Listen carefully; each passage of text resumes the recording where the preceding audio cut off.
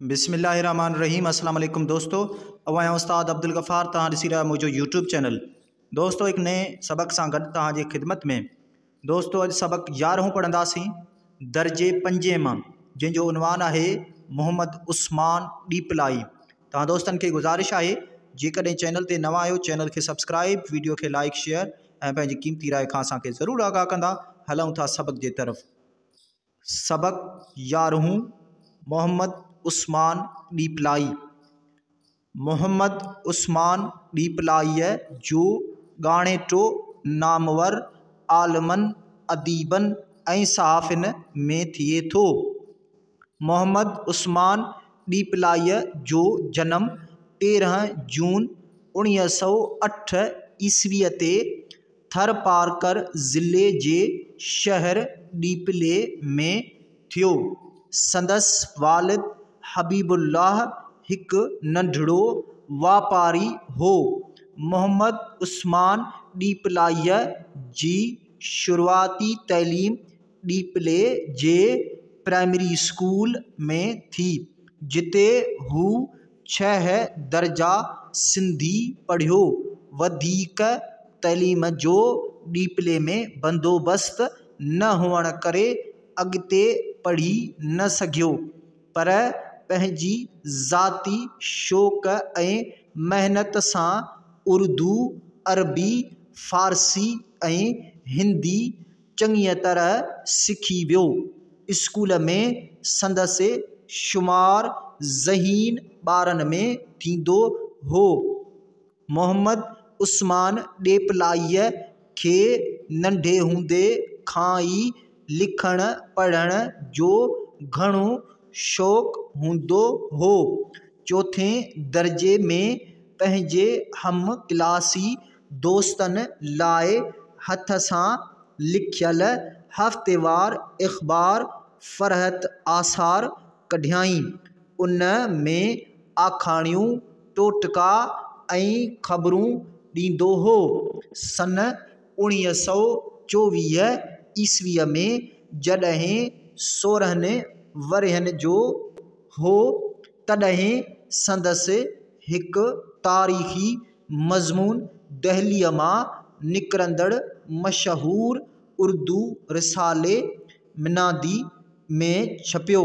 ॾीपलाईअ जो पहिरियों अफ़सानो चंड सुहिणो या इंसान सिंधीअ जे मशहूर रिसाले तरक़ी में छपियो।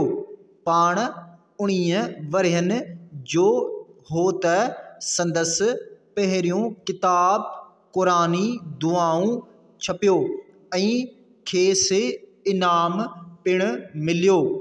मोहम्मद उस्मान ॾीपलाई 150 खां मथे किताब लिखिया, जिन में तारीख़ी नाविल, दीनी किताब, अफ़साननि जा मजमूआ ऐं नाटक शामिल आहिनि। संदसि मशहूर नाविलनि में नूर, तौहीद ऐं सांघड़ शुमार थियनि था। नूर तौहीद नाविल में रसूल पाक सल्लल्लाहु अलैहि वालिहि वसहाबिहि वसल्लम जिन जी ज़िंदगी मुबारक, जॾहिं त सांघड़ नाविल में हुरन जी अंग्रेज़ हुकूमत सां ज़बरदस्त वेढ़ांद जो अहवाल आहे। इन्हीअ में ख़ासि तौर ते सिंधी औरतनि जी हिम्मत ऐं बहादुरीअ जा दास्तान आहिनि। संदसि दीनी किताबनि में क़ुरान शरीफ़ जो आसान सिंधी तर्जुमो बि शामिल आहे। इन खां सवाइ मोहम्मद उस्मान ॾीपलाईअ शाह अब्दुल लतीफ़ भिटाई रहमतुल्लाह अलैहि जो कलाम गॾु करे पॉकेट साइज़ में शाह जो रिसालो छपायो। मोहम्मद उस्मान ॾीपलाई वॾो सहाफ़ी हो। हुन इबरत, इंसान ऐं ॿिया रिसाला कढिया ऐं वीहारो खनि नाटक बि लिखिया। मोहम्मद उस्मान ॾीपलाईअ जूं समूरियूं लिखणियूं इंसान ज़ात जी भलाईअ लाइ आहिनि। हू चाहींदो हो त इंसान ग़लति ऐं जाहिलाणियुनि रीतनि ऐं रस्मनि खां छुटकारो हासिल करे जग में इज़त ऐं आबरू माणे।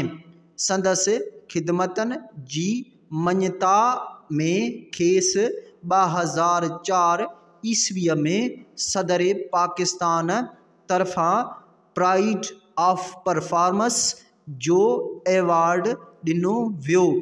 मोहम्मद उस्मान ॾीपलाई 7 फरवरी 1981 ईस्वीअ ते वफ़ात कई।